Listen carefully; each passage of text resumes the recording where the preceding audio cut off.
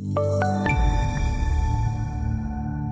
afternoon, this is Todd Colvin coming to you from the floor of the CME Group. We are looking at currencies, and the euro currency holds the range. Really an uneventful day. The recent range going back to the August lows to the September highs, 113 to 118, kind of right around 115 and change. So we're right in the middle of that range, not seeing any sort of tipping of the hand, so to speak, as we kind of await some key data coming out over the next week or so. So right now we're sort of struggling to find whether we can see the euro ascend based on maybe tighter ECB policies, or at least announcement of tighter ECB policies. Are we going to fall back on possibly some more, either whether it be dovish tone, or whether we get some more bearish news? So right now we're kind of hovering in the midpoint of that range and waiting for something, waiting for a catalyst moment to push us out. And we do have, tomorrow we have the EU summit, which will focus mostly on Brexit. And Brexit has continued to be, a top story.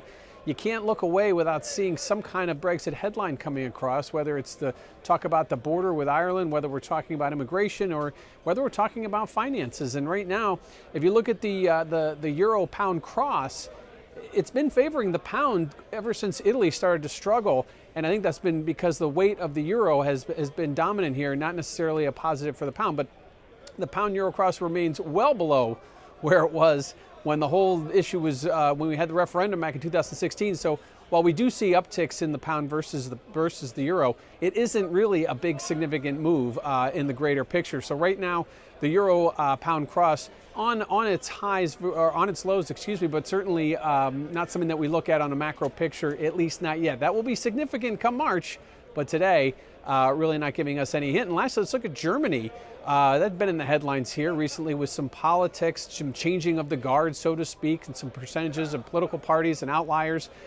Likewise, we got the ZOO index, which showed sentiment at negative 24. So things aren't real popular. That weighing on the euro as well. Likewise, I think the entire world is really being affected here by the China and the U.S. trade tensions that have created this bubble, and they continue to weigh. So right now, a lot of reasons why the euro is being weighed down. We may get some clarity tomorrow. It's doubtful, but ultimately the dust is going to settle when we get through this Brexit mess, and that really isn't going to happen until after the first of the year. So right now, the euro holding its recent range, seeing a bit of a tip against the pound, but some news tomorrow could change that. This is Todd Colvin coming to you from the floor of the CME Group.